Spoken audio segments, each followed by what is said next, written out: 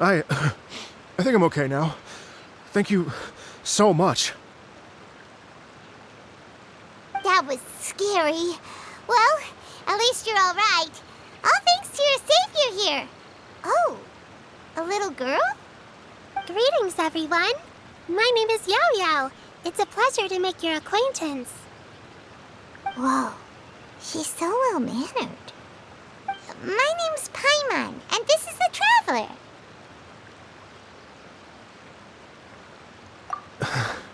I'm J.A.G, a musician from Fontaine.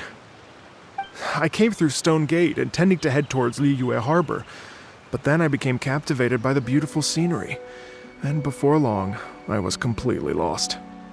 Just now, I was so mesmerized by the waterfall that I slipped and fell into the water. If it weren't for Miss Yao Yao's help, I shudder to think what might have happened. It's all right, Mr. Dvorak. The splashing around the bottom of the waterfall means the stone path is always wet and slippy. You definitely have to be careful.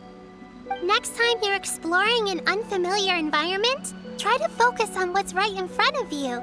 Don't let your mind wander. As long as you watch your step, accidents like this won't happen anymore. Yes, ma'am. I understand. I'll remember to be more careful next time. Oh, are you hungry, sir? Oh, I'll be fine.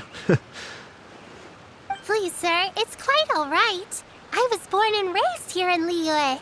It's only natural for me to extend my hospitality to any guests who are passing through. I expect you still have quite a long journey ahead of you. It's very important to keep your energy levels up. I still have some lotus flower crisps left in my backpack. Why don't we split them between the four of us? Aw, what a thoughtful kid! She even has some for Paimon! You're welcome.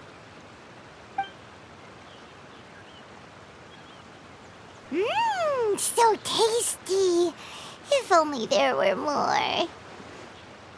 Having a healthy appetite is a good thing. It means Paimon's still growing. If I'd known I was going to run into you, I would have made a second batch. Hope you're taking notes, traveler. This is how you treat your Paimon. What do you think, sir? Are Liyue's snacks to your taste? I wonder if they're not sweet enough. No, they're perfect. When I was traveling through Mondstadt, I had a chance to try one of their moon pies. It had a meat filling, unlike these crisps. But apart from that, it seems like they follow a similar cooking process. Both are delicious in their own way. As for Fontaine's cooking, though, it's been a long time since I've had a taste of home. Sounds like you spend a lot of time on the road, huh? I do. It's part of my job. I'm one of the main organizers of the Iridescence Tour. Iridescence Tour?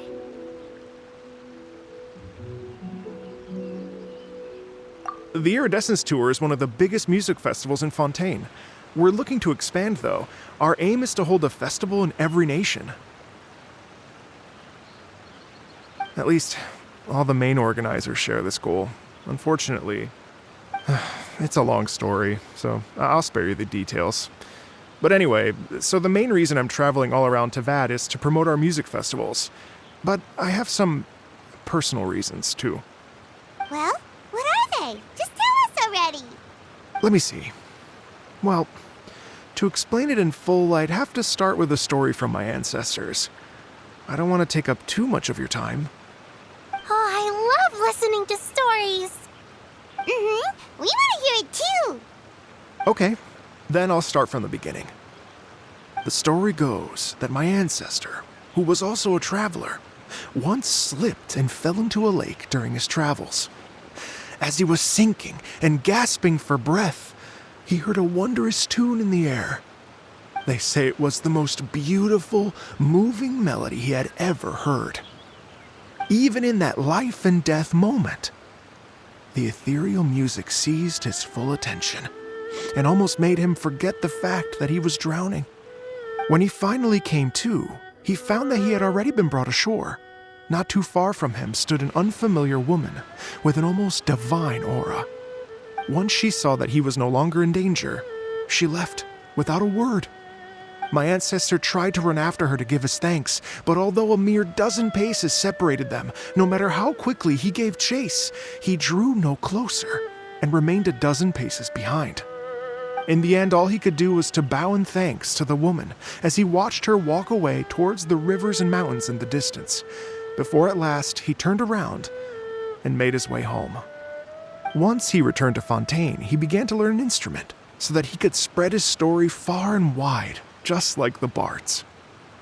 After generations of retelling, embellishing, and dramatizing, people have come to think of that lady as something like a fairy.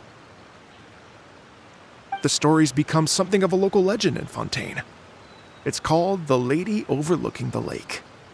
People now say that if you go down to the lakeside and play an instrument, so long as you play a pleasing melody, you will hear a fairy lady who is hiding out of sight, playing along with you.